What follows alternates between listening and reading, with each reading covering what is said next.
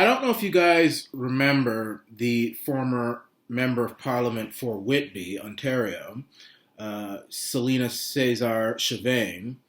She's a black woman who was elected to be the member of parliament for the Whitby constituency. There's the Whitby constituency just next door to my constituency, close to Oshawa here.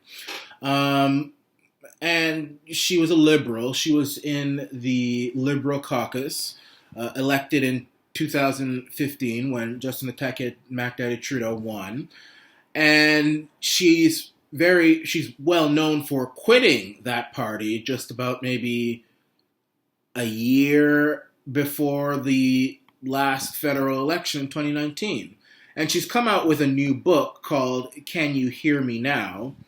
And she has done an interview here on CTV with Evan Solomon, which I'll show you a bit of this interview. But the reason why she's back in the news now is because of this book. And in this book, it describes how she felt used by the Liberals and Justin Tacky mackdaddy Trudeau. She felt she was tokenized, which is very true. That's what liberals do to black folk, what white liberals do to black folk. And that's why the title of this video is Caesar-Chavannes the Harriet Tubman for black people who are still on the Liberal Plantation? Because, get this, and I'm going to show you the clip, but this has been going on for a very long time. Not so much in Canada, but you still have this mentality where black people and minorities in general feel like they need to give their mind, body, and soul to the liberals for one reason or another. I mean, in the United States, for example, you've got blacks who give their mind, body, and soul to the Democrats no matter what. No matter what. I mean, I'll tell you, if there was a presidential election where the white person used to be a member of the Ku Klux Klan and the Democrat used to be a member of the Ku Klux Klan and the Republican is a black person, the black people will go for the white people. 90% of the time, I can assure you that. It's just how it is. And something happened where these white liberals have now found a way to get all these black folk to give their mind, their body, and their soul, and in some cases even their life, to their party.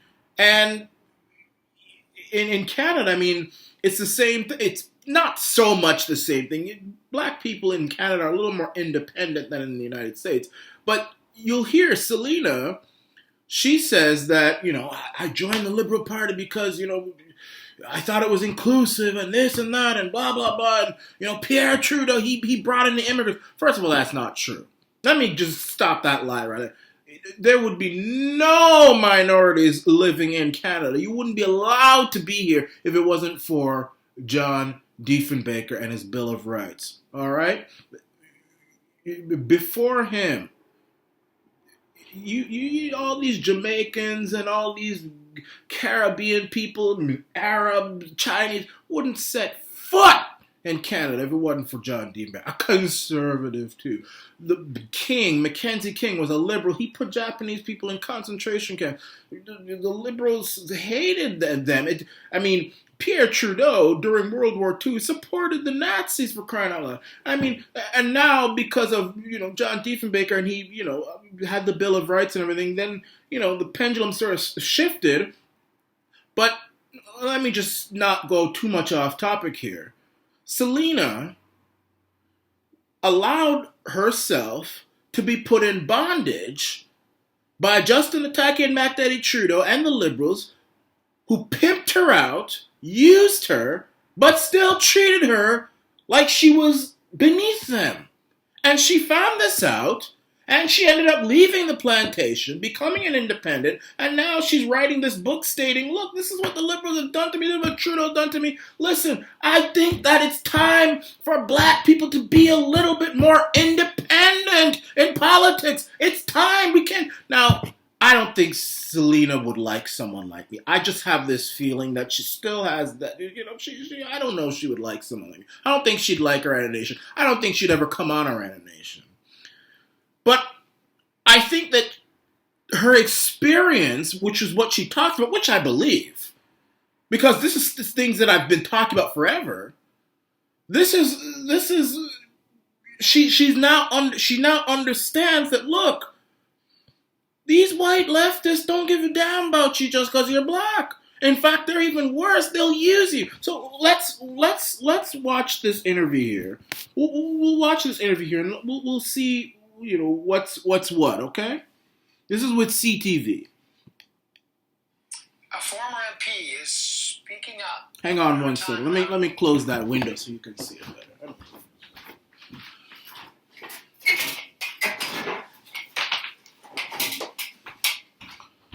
This is prehistoric technology here, so you just bear with me. Okay. The Commons, and it wasn't great. Celina Caesar-Chavannes was elected to represent Whitby in the 2015 federal election for the Liberals. She was viewed as a rising star in that party. She went on to become the parliamentary secretary to Prime Minister Trudeau. But she had a very public falling out with the Prime Minister, and she ended her term in Ottawa sitting as an independent. In fact, early excerpts from her new book, Can You Hear Me Now? How I Found My Voice and Learned to Live with Passion and Purpose, that book comes out tomorrow.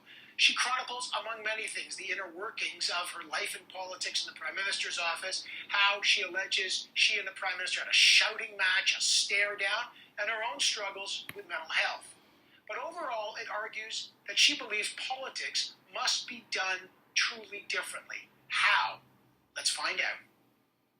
Joining me now is the author of Can You Hear Me Now, the former Liberal MP, Celina Caesar-Chavannes. Great to have you. It's always good to have you on the program. Sort of weird to still say you're a former MP.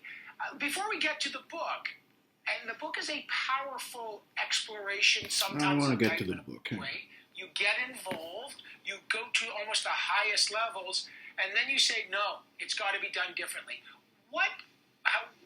How did the reality differ from your expectations?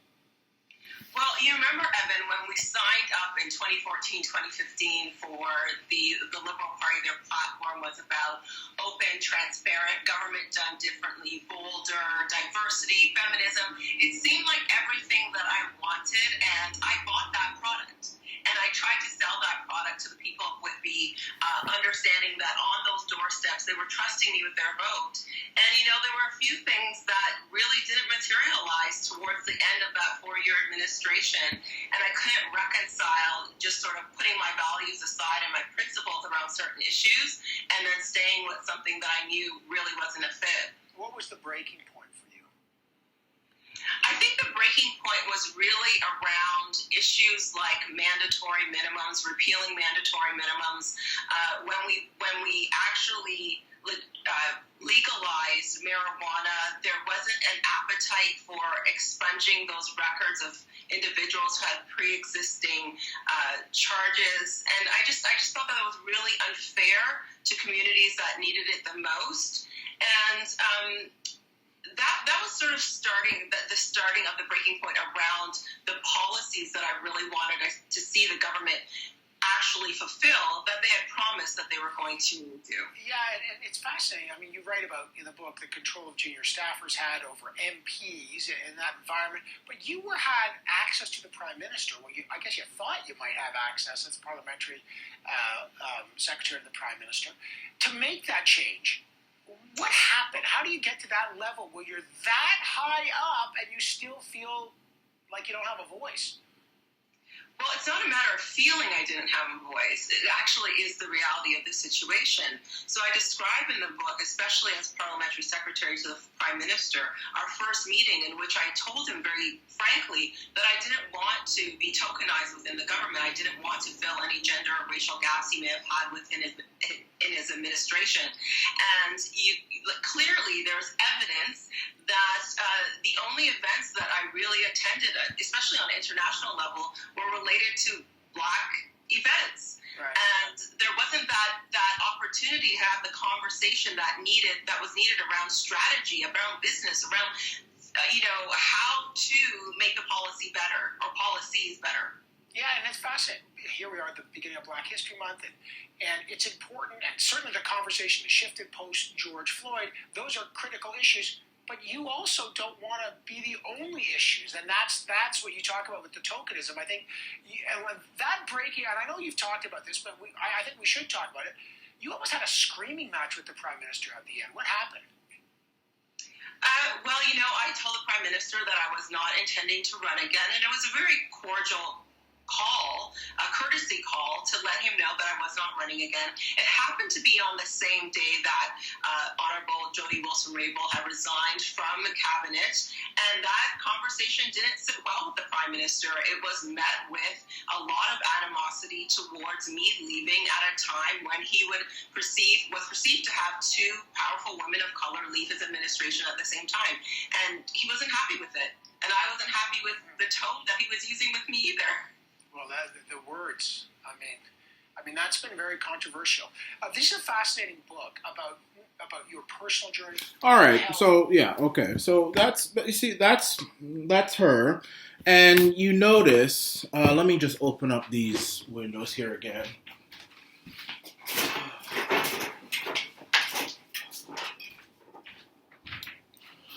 All right, so there you go.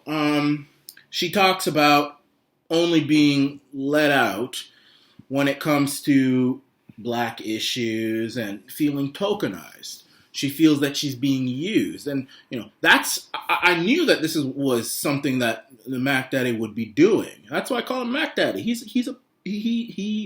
He runs the pimp house, okay, and she is a prime example. And fortunately for her, she managed to leave and to write about it. But the reason I'm talking about this is because, first of all, I plan on getting the book.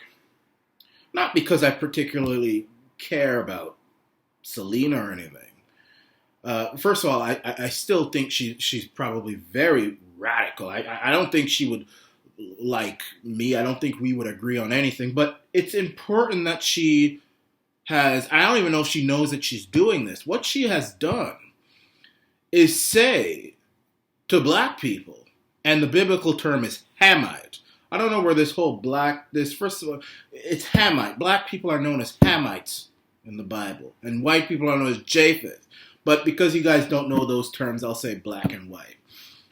What she has said is that, look, Black people need to be more independent because these white liberals, and to a certain extent, white conservatives have begun to do it too. They've tried to do it with me, and I stopped them in their tracks, But white liberals do this more often because they have an agenda, and they need Black people to be able to fulfill that agenda. But they don't care about Black people. They don't care about any type of minorities. Really, they're probably just as racist, if not worse, than the man with the white sheet on his head.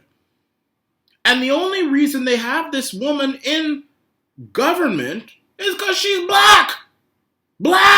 And and she found that out. I mean, she's a woman who's owned her own business. She founded her own business. She ran that business successfully. She's very clever.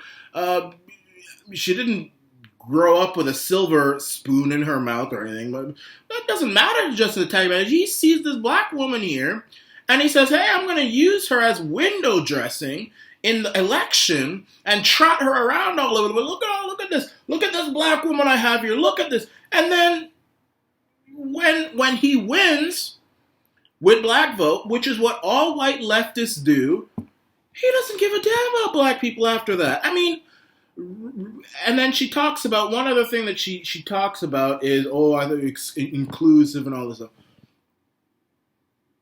A lot of these things are very subliminal. Take Black Lives Matter, for example. Black Lives Matter, that organization was created by white people, okay? It was created by white people. George Soros money is what's propping up Black Lives Matter. If George Soros were to die tomorrow, Black Lives Matter would be done. It'd be over. Black people did just the case, okay? And one of the key components of Black Lives Matter is, and this is, people don't believe me when I say this, but it's right there, is to denounce the traditional family. A lot of what they talk about is gay and trans and this and that. I mean, I don't see how that benefits Black people in the slightest. Especially that part about breaking up the family. I mean, Black families are already, I mean, especially in the United States, are already broken up in a lot of cases. But the man is gone. You don't know where he is. The poor woman is there raising all these children by herself, trying to find money, working 2-3 jobs, going all over the place. I mean, you know, it's already broken. And then they bring in all this LGBT. So I have nothing against it, but that is not what Black people need right now. So all this leftist talk, when it has nothing to do with Black people. But you see, they're very subliminal. I think that leftists are trying to destroy Black people in one way or another. But my point is that Blacks should listen to what Celina has to say. I think that all people of color should buy this book. Can you hear me now? So that you can see for yourself that you don't have to give your mind, body, and soul to the Liberal Party, or if you're in the United States, the Democrat Party. You don't have to, for any party, really. I think we should be independent. But it's really a sad thing, and it's directed to Blacks, because Blacks are the ones that do this the most. I mean, Hispanics, for the most part, even with Donald Trump, with him talk about the wall and this and that, and Mexican rapists, all this, even Hispanics are a lot more open-minded when it comes to politics and voting. And Black people are, Hispanics, they will, you know, it'll usually be 56-43 for the Democrats, you know. Black people, it's like 90%, like in droves. It's like there's something about these parties, and I don't know so much if that happens here as well, because you don't really see voter demographics when it comes to race. But I mean, for someone like Celina to say, oh, you know, I'm just duty. I mean, there are other interviews where she's out there saying, as a Black person, I felt duty bound to support the Liberals, because Pierre Trudeau allowed all these immigrants to come here. Yeah, it's not him who did it, first of all. John Diefenbaker, he's the one who created the Bill of Rights and all this sort of. If it wasn't for Diefenbaker, all these Blacks and stuff, you wouldn't be here. So if you really need to give your mind, body, and soul to any party, it should be the Conservatives. But even if it was Pierre who said, who under his leadership began the process of non-whites moving to Canada, that doesn't mean that you, no matter what, should give your life to that party and just blindly support that party. And because you'll end up feeling betrayed, like Celina was. So now she's out here saying, this is what happened to me. I'm being tokenized. I'm being used. I'm not being listened to. It's like I'm just here because of the color of my skin. Not because of my brains, not because of anything. It's because of the color of my skin, and I was used to get Trudeau to win, and that's it. And it's wrong, and I felt betrayed, and I don't think it should happen to you. That's exactly what you're saying. So yes, I support her in that sense. I still think she's a flaming leftist. She's not a conservative. I'm not a conservative either. And she's not advocating people become conservative. She's just saying, look, just because you are of a certain skin color doesn't mean that you are obligated to support one party or another, because at the end of the day, they really don't care about you. Support what you feel will be beneficial to you and your life. That's what you need to do. That's what everybody needs to do. I think that's the lesson that comes out of this. Anyway, I'm glad that Celina was able to speak out about this in this book. I wanted to see what that shouting match was like. I mean, apparently she cussed out the tacky and mackdaddy Trudeau, called him a effing, don't you effing talk to me that way. Don't you I mean, I would have loved to see that. Who would have loved, and listen, I don't think that Trudeau want to argue with that. You know, you don't want to argue with it when I can already tell that I believe that. She said, "Don't dare me," because she said, "I'm not running again. I'm not running again." And the tackhead Mac is like, "What? What do you mean you're not running again? How the hell, after I did all this for you and all this sort of..." And she said, "Don't you effing speak to me that way. Who the hell do you effing think you are?" Anyway, props to Celina for writing that book. Props to her for exposing this. And this is the Arana Nation.